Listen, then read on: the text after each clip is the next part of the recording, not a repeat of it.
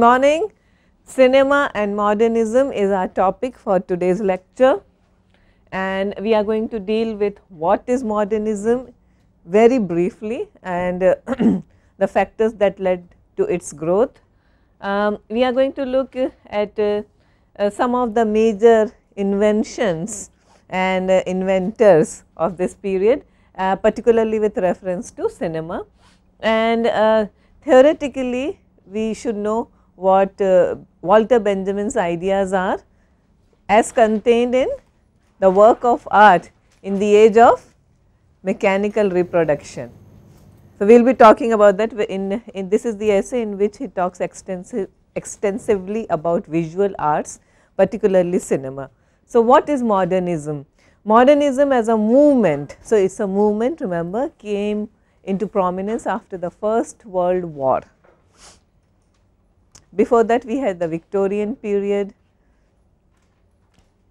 and modernism marks a break with Victorian bourgeoisie mentality and morality, and rejects, at least aspires to reject, the 19th century optimism, and often presents a deeply pessimistic picture of a culture in transition.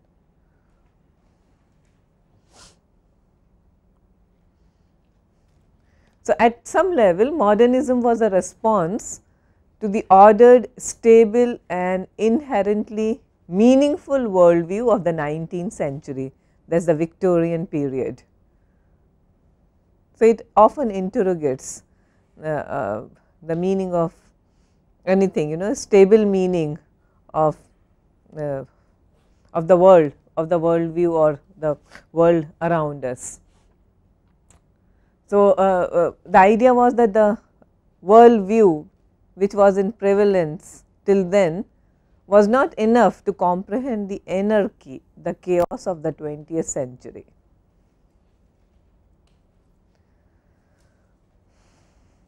And in literature, of course, you have T.S. Eliot and his The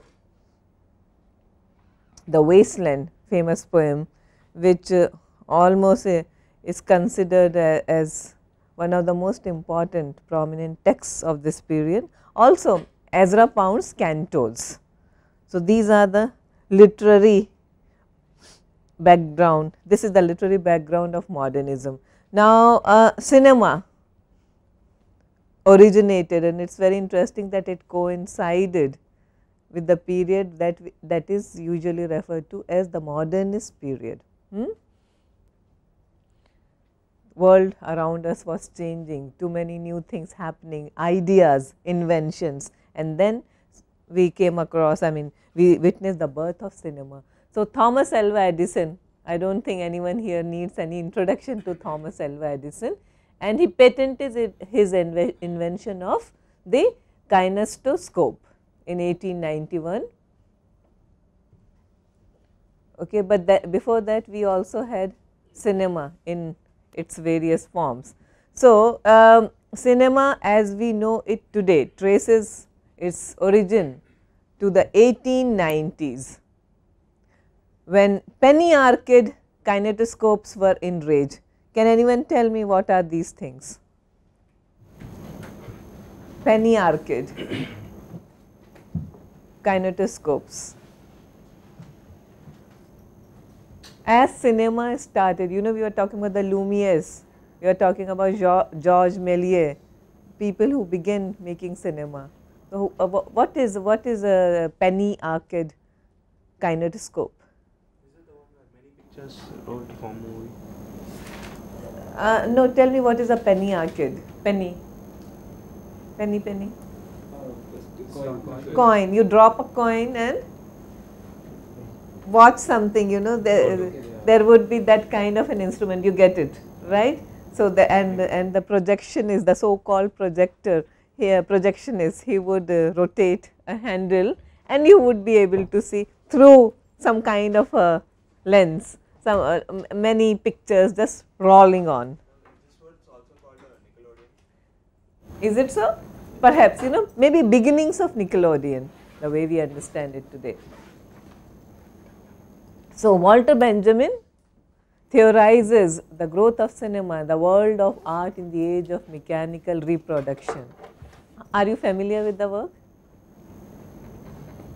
Perhaps you should be doing that for your theoretical readings. Okay, we are going to talk about that soon.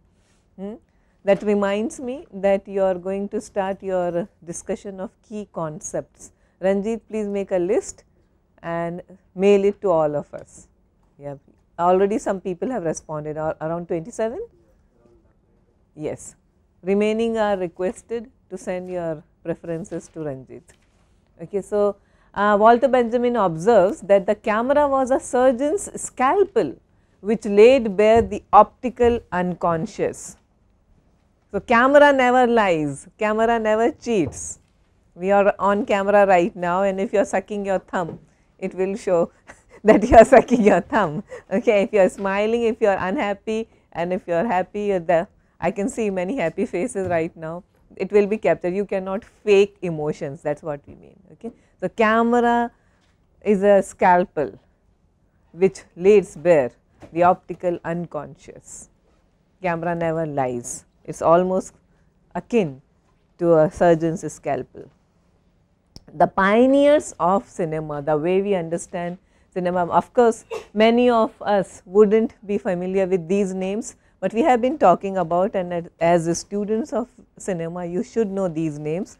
So, the Lumiere brothers, Thomas Edison, George Méliès.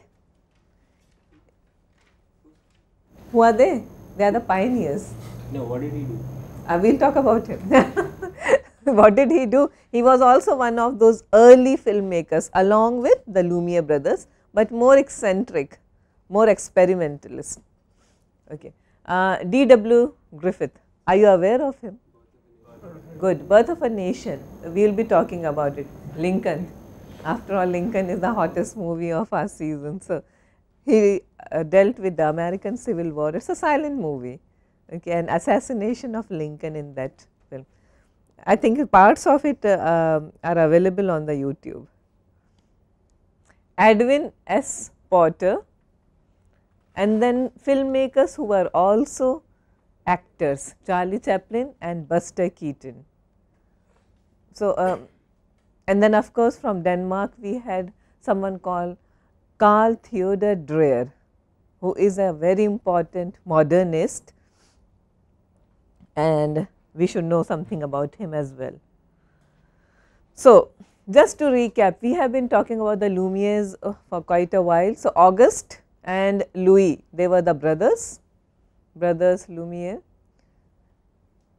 and Edison's kinetoscope was a threat. So, Louis worked on a machine and invented something called the cinematograph. So, you get your term cinematography from this, which was a camera and a projector in one. We have already discussed while we were talking about realism, workers leaving the Lumiere factory, which was made in 1895, and the arrival of a train at a station. And we are told here, if you read bits of cinema history, which is a very interesting area, that when a live audience really watched a train arriving at a station, that movie, they were startled, they were scared, they started running around if that train would come charging towards them, on them. Okay. So, that was the effect of cinema, something like people had never seen before. Okay. So, Lumieres were also noted for introducing the first ever special effects. So, before Matrix, you had the Lumieres, okay, who introduced the first ever special effect in cinema. It was called the demolition of a wall. And if you go to the YouTube, you will find it over there, in which reverse motion was used to rebuild a wall. You understand reverse motion? In cinema, often it is done to create a comic effect, everything going backwards. Okay, so, that is what they did for the first time in 1895, which was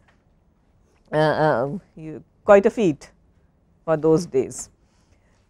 We were talking about George Méliès. He was a conjurer, a magician, a cartoonist and inventor. So, truly multifaceted talent, and he started using trick photography and developed devices such as superimposition and stop motion. What can anyone give me example of a superimposition? I can always show you a clipping, but what you understand by superimposition?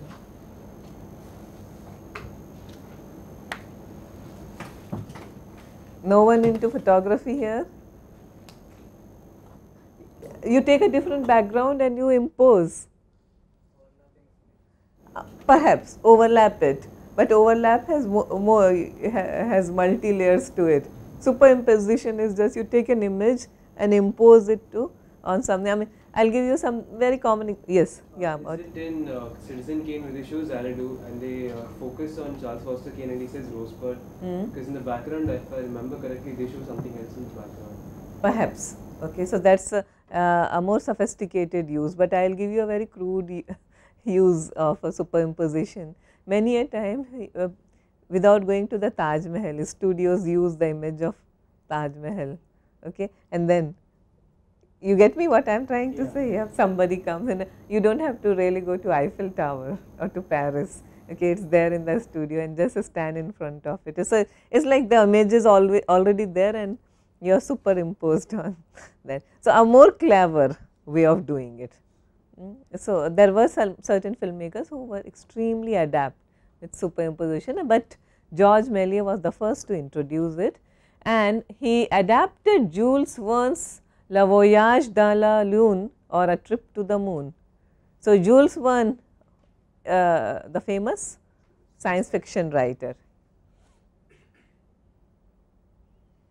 Around the World in 80 Days, okay, and we have also seen the wonderful adaptation with Jackie Chan and Steve Coogan. Okay, watch the movies, but Jules Verne would turn in his grave, or that's another matter. But someone said that they like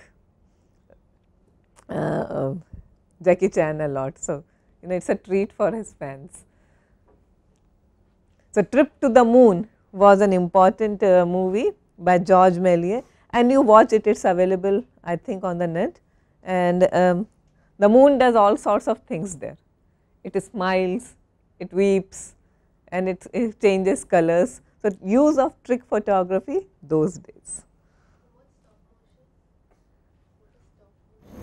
It's almost like later on it was developed as freeze, okay, but stop motion was the first term used for it. Later on, people like the new wave filmmakers like Truffaut, etc., Godin, they perfected the art.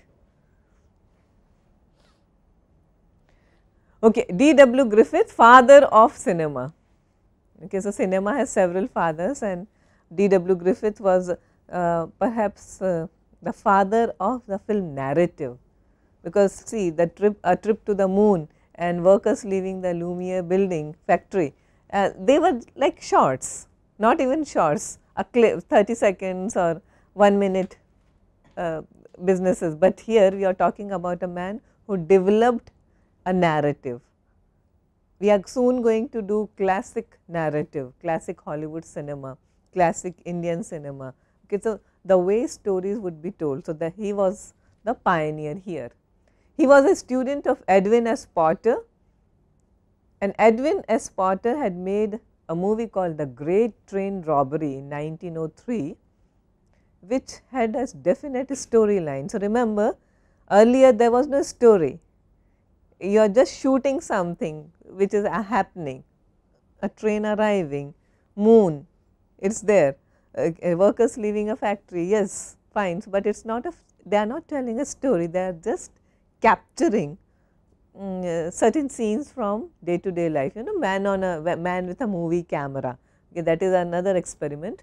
But before all that, The Great Train Robbery was one of the first known film to use a storyline. Okay, anyone are familiar with this, The Great Train Robbery? Not exactly, not exactly. I am talking about 1903 and the first movie, which is the running length of which is 10 to 15 minutes. I doubt it, but perhaps. So there is a train robbery. There is actually a train. There are actually robbers, and it's that, you know, bang bang shoot shoot kind of a film. Okay, where robbers come and shoot around and rob a train, and after that they are chased by the sheriff and the people, and they are captured, and some of them are gunned down. So that's the story. Okay, but it's a story, and it was a huge hit, a massive hit. I mean, seeing all these things on screen. And later on, Griffith made his most famous work, Birth of a Nation. That was 1915. So look at the rapid developments. 1891 you are making, or 1895 you are making a movie like Workers Leaving the Factory, and within 10 years of it you are making something which has a definite storyline, and after that a full length feature film, Birth of a Nation. The Birth of a Nation is set during the Civil War, and it is outrageously racist. It is completely biased in favor of the white people, people who owned slaves. And the blacks are not played by, to my understanding, they are not played by black actors, but white people with faces painted black. So it gives a very unnatural, very annoying look to the film, but it was a huge hit because it was giving the people what they wanted to see. And blacks are represented, you know, the evil blacks, the binaries are very clear there, the evil blacks versus the good white.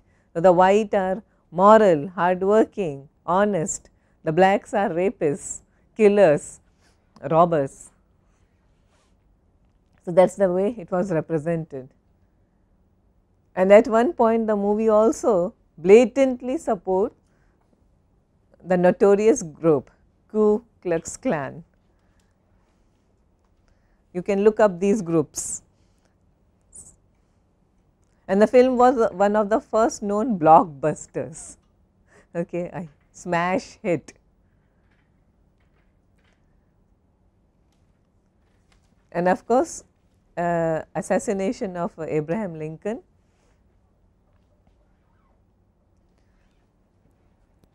And the movie was also remembered for this, for a very realistic depiction of the assassination of Lincoln. So, the movie, although a huge or a hugely successful film, it was panned by critics for the racist overtones. And as if to atone for this sin, okay, later on Griffith made a movie called Intolerance. And Intolerance is all about, you know, it advocates racial integration. Any comments, any observations here?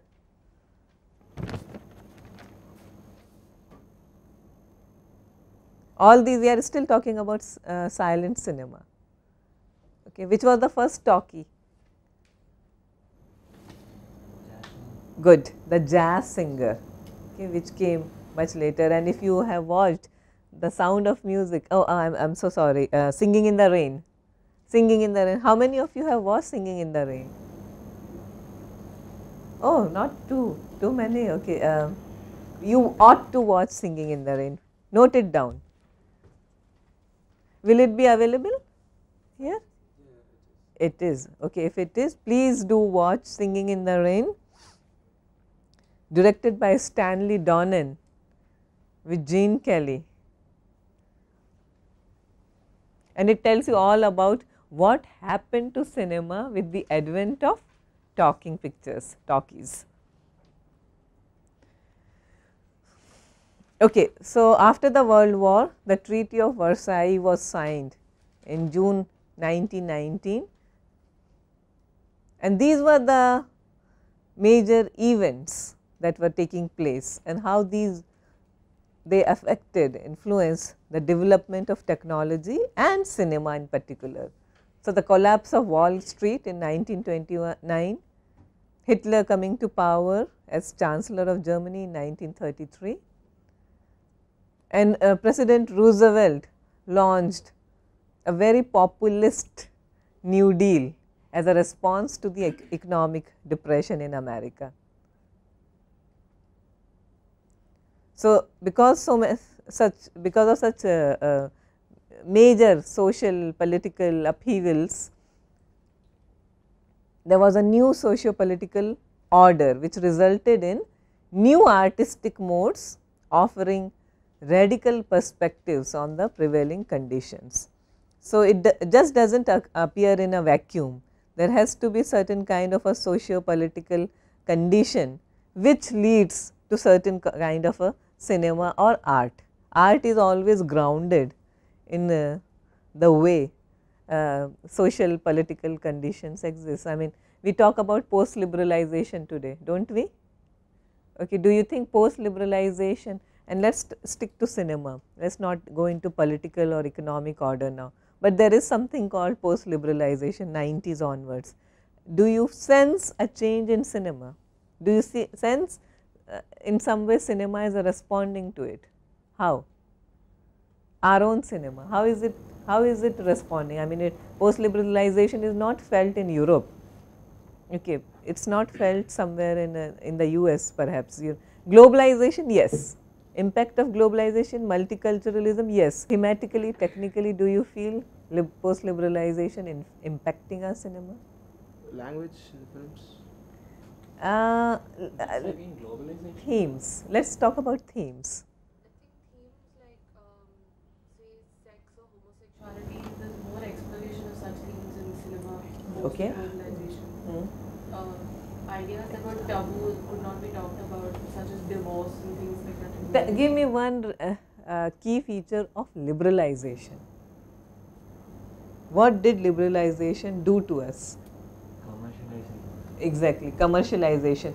Do you feel, see, before liberalization, cinema was, the values it projected, at least on a screen, was like, it's good to be middle class, it's very satisfying to be, to remain where you are, okay.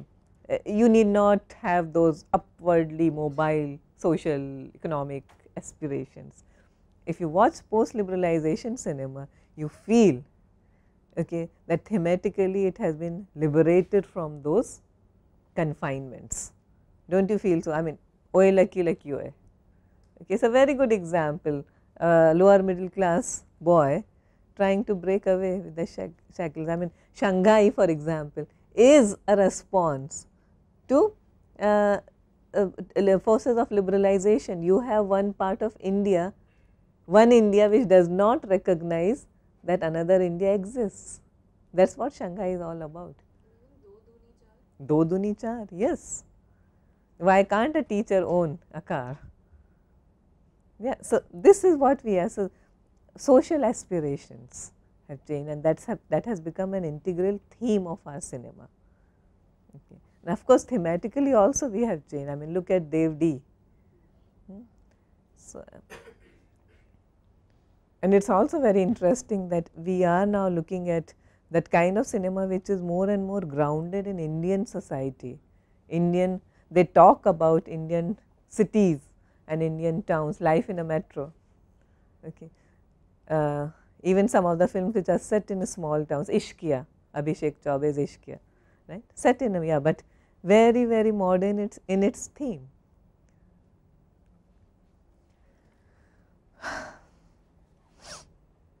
So, cinema always related to society.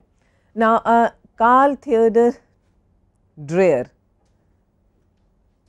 was, he started his career with Leaves from Satan's Book, which is a work inspired by D.W. Griffith's Intolerance.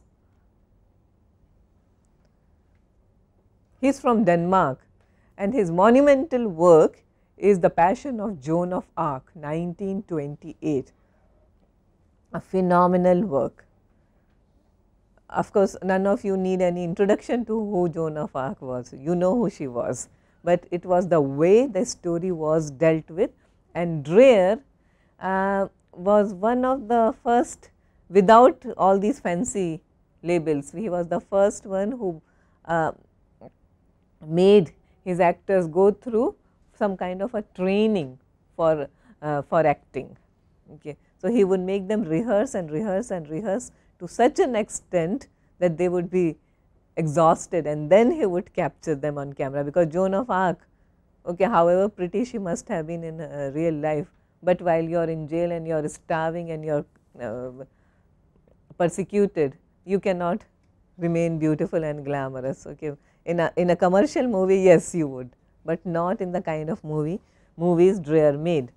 So, Joan of Arc, and you can, while she is being subjected to inquisition by the clerics.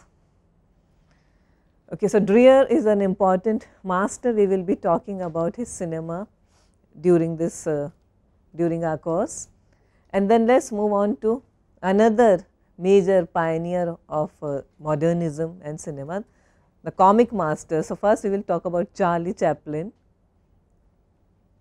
Does not need much of an introduction, and he is credited with slapstick style. You know that he was born in England. Yeah, he migrated to the US at some point, but he was a British national. And of course, so why was why did his movies touched so many people? Well, his combination, his unique combination of slapstick comedy style and sentimentalism. So, if you watch The Kid, for example, one of the most sentimental films, The Champ, and Chaplin would excel in playing the underdog.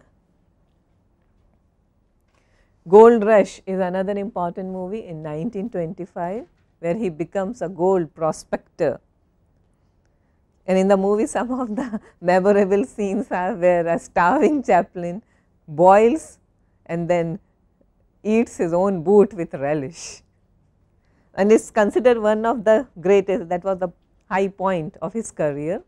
City Lights is another triumph with its blend of melodrama and physical comedy. And he is the little tramp here who is moved. I mean, that was his image, right? The tramp, the little tramp, you know, the bowler hat, the walking stick, the coat. Okay, so we were talking about semiotics. So, even today, if someone, an actor who wears a bowler hat and a little moustache, you know, Charlie Chaplin. Okay, so semiotics at work there. So, he made himself easily identifiable with the public, you know, because it was the age of the depression, and he would always play the underdog in search of love, okay, and in search of you know, an underdog with a golden heart. In Hindi cinema, Raj Kapoor perfected the image, underdog, orphan, always in need of receiving and giving love. Okay, the first movie with speech, that is talking picture, was in 1927, The Jazz Singer, but Chaplin was convinced that speech would ruin the beauty of cinema. He did not believe in sound, and soon we will be doing sound and soundtracks also in this course, and then you will understand how important sound is. But at that point, Chaplin believed that cinema is an out and out visual medium. Give the people as many images and visuals as possible without sound interfering in it. So, of course, sound was also done in a very crude way, and perhaps he was not too convinced about it. Some of his films were presented as a comedy romance in pantomime with little sound effect, and usually he would give the music himself. Ma'am, Yeah? is it about speech or is it about sound actually? They did not have any problem using snatches of music in order to create that kind of an emotional impact. Okay. He had a problem with dialogue as such. Okay. Music they would use because you cannot get away without using music, right? You have to, and how did they use music in those pictures? Orchestra, no, but what was the purpose? That is very important, you know, to understand, as it was like a background music, the way something that today we call the background music. Okay, so how did they use it? To set the mood, okay, to set the mood, to set the tone of the, to tell people that, see, this is a situation where you should get emotional. We want you to drop tears, shed tears at this point. So, we are going to give you that sad violin music, okay, and then we will have that nice tap tap music, which is supposed to make you feel good about yourself. Okay. So, music would tell you what to feel, but then sound has come, so background music has come a long way, and now we deliberately use silences to create an impact. But then that is all because of the sophistication of sound and soundtrack. Okay, that is another area to explore.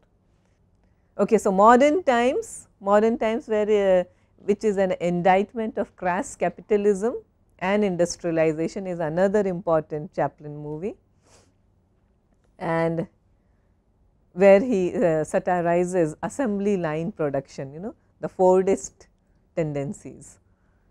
And there is a scene where you feel that a simple worker has become, yes, a part of the machines around him. Here, you remember the scene, the food where he has, yes. So, this is what I was talking about, the point where after hours of hard labor, the little tramp gets a lunch break, where he sits with a bowl of soup, twitching to the rhythm of the machine. Chaplin pantomimes his way through this film, and definitely it is a movie which is full of warmth for the workers of the working millions. And if you remember, Chaplin was blacklisted from Hollywood. Do you know the background? There was something called McCarthy period. Okay, what happened during McCarthy period? People were labeled as traitors, anti-Americans, because of the so called communist tendencies. So, several filmmakers suffered. Elia Kazan, for example. He actually in trial he actually spoke against other artists. Elia Kazan. And that is Elia Kazan. Elia Kazan therefore was blacklisted by everyone. He tried to save himself, okay, but great director. Let us not take away anything from the political ideologies aside. Elia Kazan was the greatest film director in my opinion ever. I mean, the body of work is amazing. Splendor in Grass, East of Eden, Streetcar Named Desire, okay. Yeah, On the Waterfront, which was a response to HUAC, House Un-American Activities Committee. So, Chaplin was also blacklisted during the Hollywood McCarthyism and the blacklisting of its so called communists, and he was in exile. He lived in exile for several years, and then he never returned to America for a very long time, till the early 70s. And who invited him back? Who worked to get him back? Any guesses in the 70s who could have been instrumental in getting him back to America? And he was given a Lifetime Achievement Award at the Oscars, which we usually give to people like, just calm down, we never recognized you in, when you were at your peak. Now we are giving you a candy, be satisfied with it. So, Chaplin and also Hitchcock, okay, they were never awarded or rewarded or appreciated, and it hurt them immensely, of course. But Chaplin was brought back for a short time from England and other parts of Europe, and he was honored with a Lifetime Academy Award. But my question is, who, can you hazard a guess, who could have been instrumental? Who were the group, what was the group that could have been behind?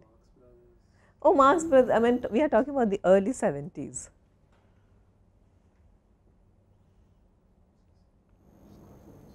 People like Scorsese, people like Coppola, people like Warren Beatty, okay, people who pioneered or ushered in the counterculture movement, and therefore they felt that old world has to change, okay, and therefore you cannot go on humiliating or neglecting the pioneers of cinema. So, Chaplin was brought back because of their efforts, and they also made a documentary and honored them, and his lifetime achievement, very significantly his lifetime achievement award came in the same year as when The Godfather received its Oscars as the best film, etc.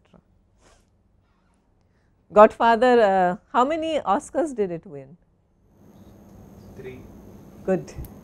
Best cinematography, best picture, and best actor for Brando, and where he acted up and refused to take it, refused to accept it. That is another drama. Buster Keaton, anyone knows who he was? Buster Keaton. Good. So, Buster Keaton, again a contemporary of Chaplin's, started in films with a very renowned comedian, Fatty Arbuckle, in 1917. I would like you to look up Fatty Arbuckle, not because he was fat, okay, but there was a huge scandal surrounding him, and I do not want to talk about that right now. Okay, so I want you to understand what Hollywood machinery was all about, because there was a huge controversy about Fatty Arbuckle, who was a major star of the silent era comedian, and what he did and what the lengths to which the studios went to do a cover up job. Okay, so it always happened, okay, media management. So, Keaton was a genius as well as a masterful filmmaker, and his movies are known for their immaculate attention to details, and this he always had a deadpan expression on his face. You must watch The General. Today many people rate him superior to Charlie Chaplin. He was less slapstick and more nuanced, more philosophical. His films also illustrated a kind of stoic and surreal quality.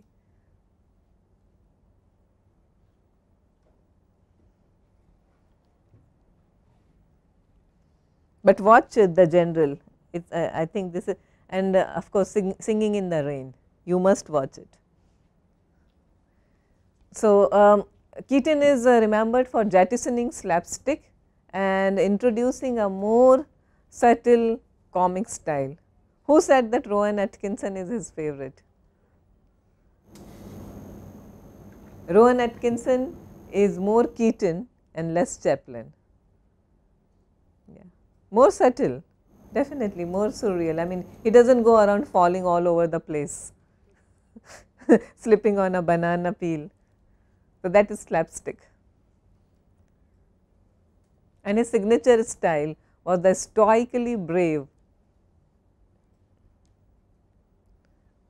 who would brave all the odds and carry on with the struggles of life.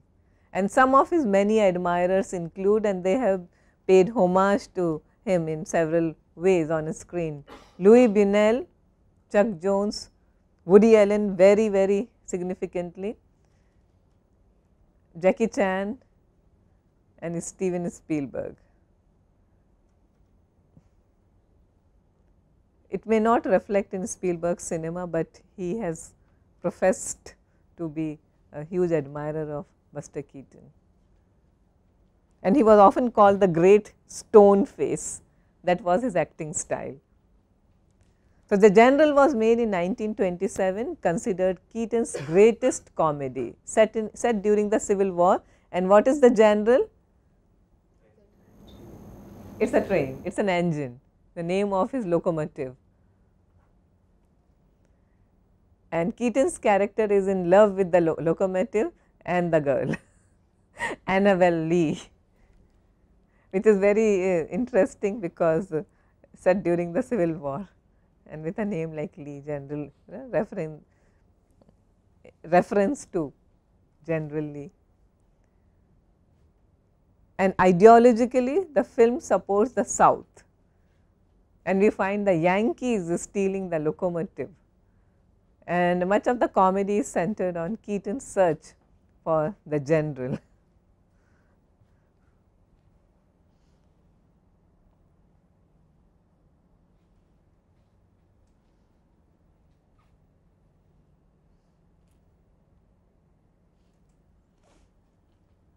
Okay, any questions here, any comments at this point? Anything that you would like to talk about Keaton or Chaplin?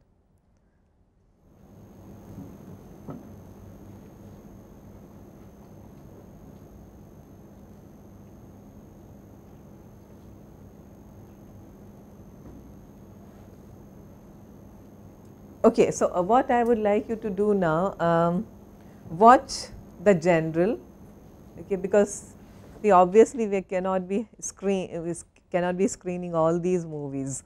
Okay, also it's better these are black and white silent films, so you watch them at your own convenience. So watch The General, watch any major movie starring Charlie Chaplin. I would recommend The Gold Rush, City Lights, Modern Times.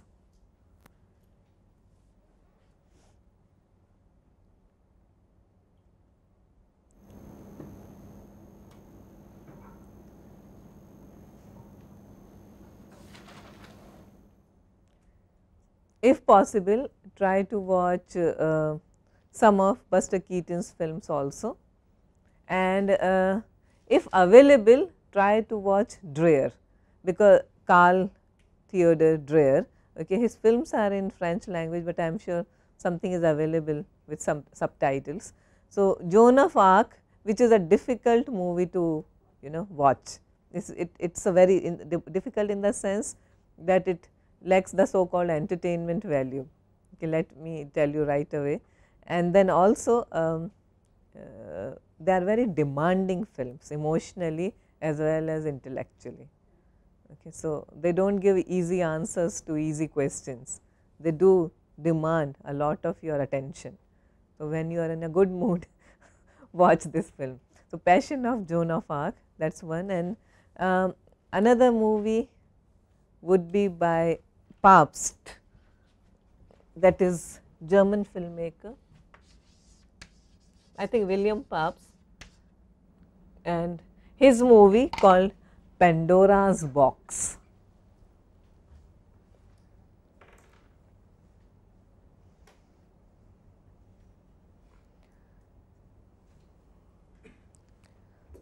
Okay, so now while we are talking about all these people with the slapstick comedy, okay, so the growth of cinema, right? So, especially in Hollywood. So, what is our takeaway now?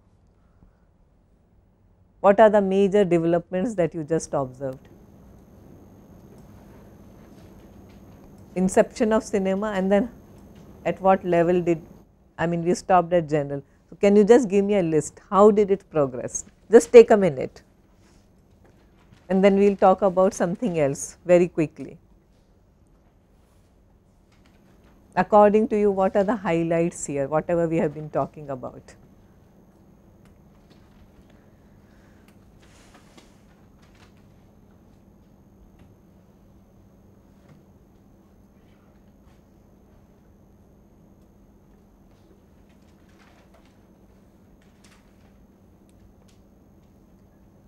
Think of cinema and its growth in terms of technology and also in terms of themes and ideas as well as ideology. Then give me your responses.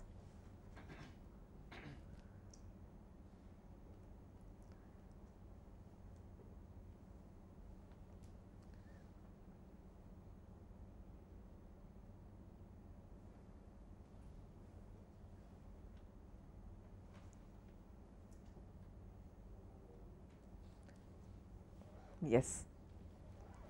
So, in terms of the highlights, first you have the first film, workers leaving a factory. Then you have the first special effects, breaking down of a wall. Then 1903 you have the first movie, the storyline, the Great Train Robbery. And from then you have films with the political ideology like Birth of a Nation. And,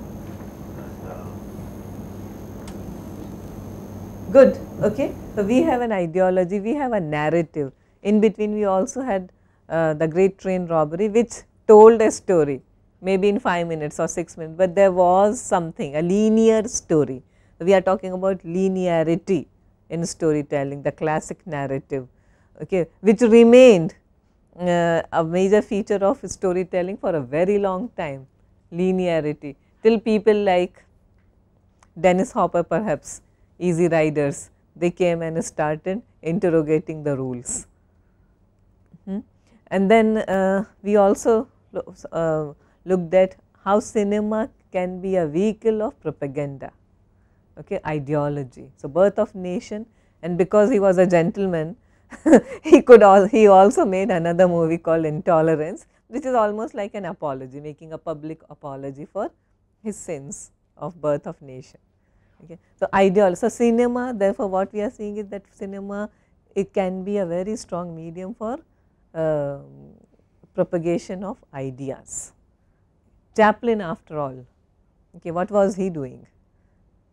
There was an idea, there was an ideology. Of course, he wanted entertainment, definitely.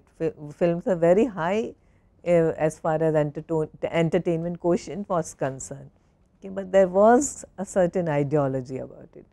The underdog versus the capitalists, okay, that is an underlying theme, critiquing rapid industrialization, insensitive industrialization and growth, that was also critiqued. Okay. And then Buster Keaton, more refined style of acting, Dreyer, more refined style of acting. Okay. So, breaking away from that theatrical, stagey, melodramatic posturing. So, that is the contribution of people like Dreyer and Keaton. So, there was a growth.